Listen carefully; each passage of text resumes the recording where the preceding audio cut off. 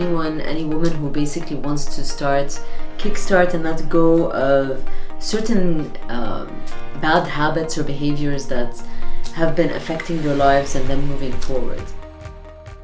قدرت أعرف كيف أحط حدود لحالي، لشخصيتي أنا. حتى الإنسان مرات بتعامل مع حاله لازم إنه يكون لازم حدود بينه وبين حاله، فما بالكم بينه وبين الناس. الفلو تبع المعلومات اللي عم بنعطى بالورشة والجرأة بطرح المعلومات، لأن في كتير معلومات بنحكي عنها نحن كبنات عارفينها كصبايا موجودة في مجتمعنا كسيدات، بس كأنه ما بنلجأ لها.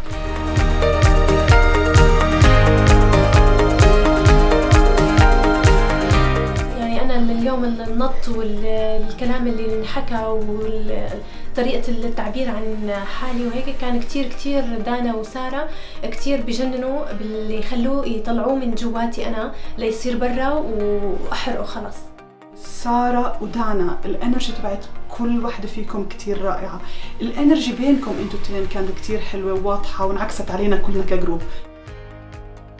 ما في مثلهم، بيجننوا وبيغيروا فعلا، عم يقدروا يغيروا مني أنا ليخلوني شخصية تانية مثل ما كنت أيام زمان بالطاقة الإيجابية.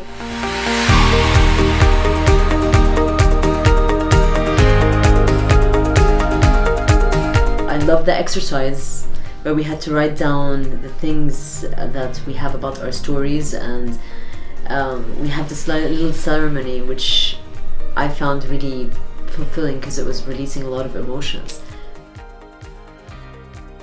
عن جد دانا وسارة كانوا كتير بروفيشنال وما قصروا.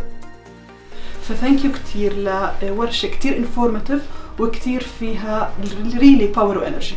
ثانك يو.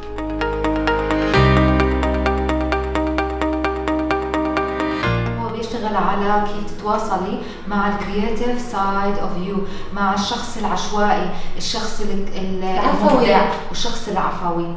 هذا الورك شوب عم برجعك لحقيقتك، برجعك لمين انت، بخليك تتصلي مع الجوانب اللي بحالك اللي لك سنين ما شفتيها. وعلى فكره اصلا شيء طلع معنا اليوم انه البنات اكتشفوا انه they need themselves، بدنا هذا الانتباه من حالنا. فقديش Your Feminine Godus is about self-love, energy healing, coaching، كل شيء أنا ودانا كثير بنحبه. وزي ما حكت دانا هو البيبي اللي بعلمنا. كثير أنا مبسوطة إني بشتغل معك.